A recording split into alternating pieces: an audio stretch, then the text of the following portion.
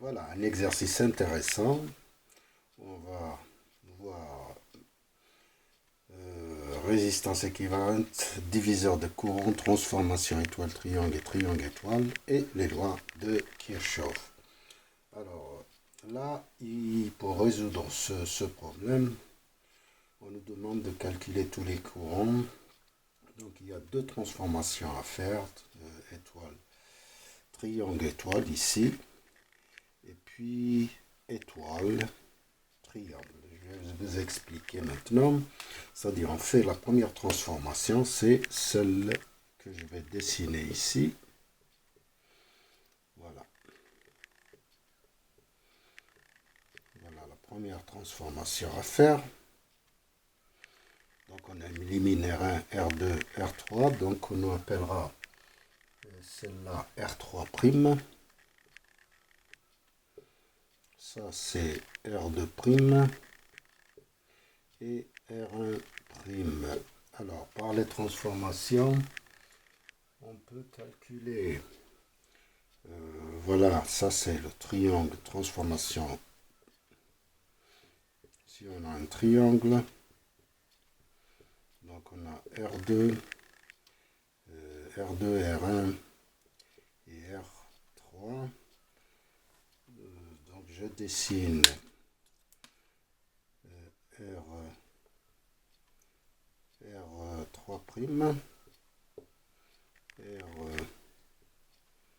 R1' et R2' ici. Alors les équations sont les suivantes.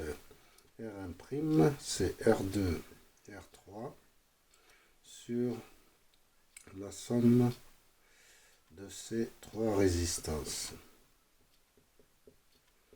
Et puis R2', c'est R1, R3 sur la somme. Et puis R3', c'est R1, R2 sur la somme des trois résistances. Ça nous donne, on peut l'écrire ici, R1, R2, 90, 120, 180 ici. Et puis R1, R2, R3, 90 multiplié par 60. Et ici R1, R3, 30 par 60. Et ici, R1, R2, c'est 30 multiplié par 90. Ça nous donne ici R1' qui fait 30, 15 et 10. R1', alors je l'ai écrit ici. R1' c'est 30 ohms. R2' c'est 10 ohms. Et puis ici, ça nous fait 30. Non, R3' c'est 15 ohms. Alors là, c'est 15. R2' c'est 10 ohms. Et ici, R1' c'est 30 ohms. Voilà.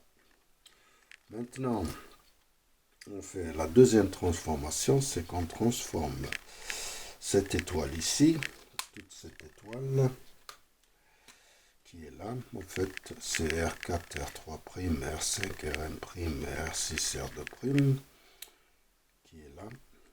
C'est la première branche. En fait, on a quelque chose qui ressemble à ça. Voilà. R4 plus R3' qui fait R4, 5 et 15, ça fait 20 ohms. Ici, c'est R5 plus R1'. Donc ça fait 10 plus 30, c'est 40 ohms. Et puis R6 plus R2', qui nous fait 10 plus 6, 16 hommes. 16 hommes. Et ça fait une étoile qu'on va remplacer par un triangle qui a pour valeur, justement, on a ça, ça, et puis ça. Comment calculer tout ça? Si vous vous rappelez, si j'appelle ça R4',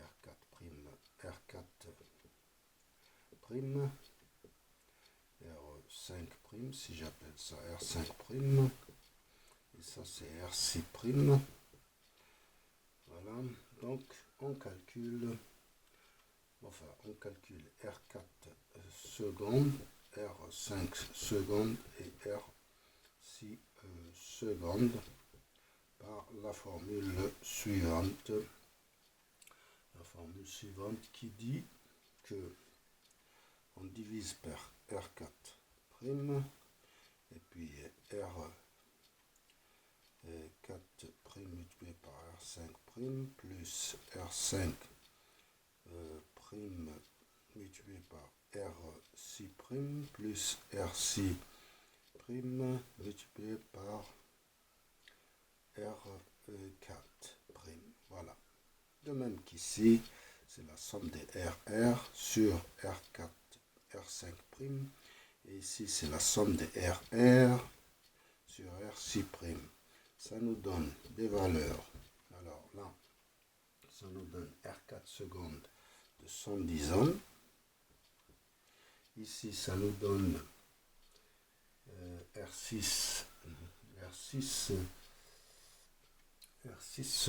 c'est 110 ohms, c'est ici. R5 secondes, c'est 44 ohms. Et puis, R4 secondes, 88 ohms. Voilà, je vais le dessiner ici. On a R5 secondes. Et puis ici, on a R4 et R4 secondes et R5 secondes. C'est bien ça? C'est R6 secondes, voilà.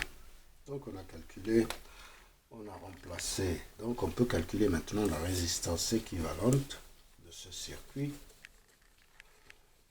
Ok, donc en fait,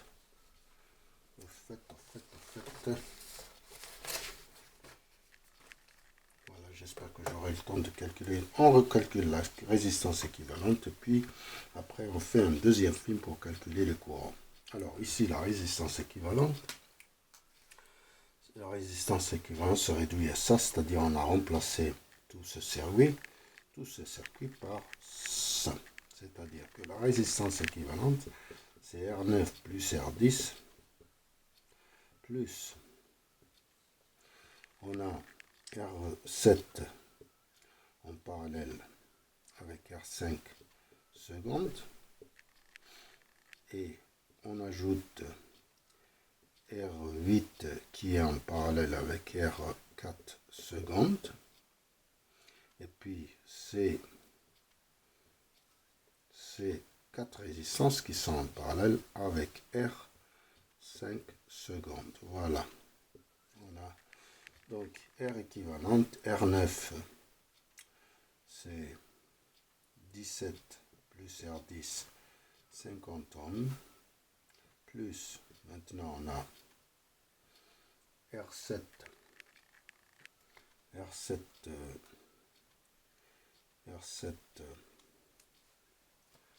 je vais essayer de me retrouver, R7 qui fait 17 ohms, en parallèle avec R5 secondes qu'on a calculé, c'est 44 ohms,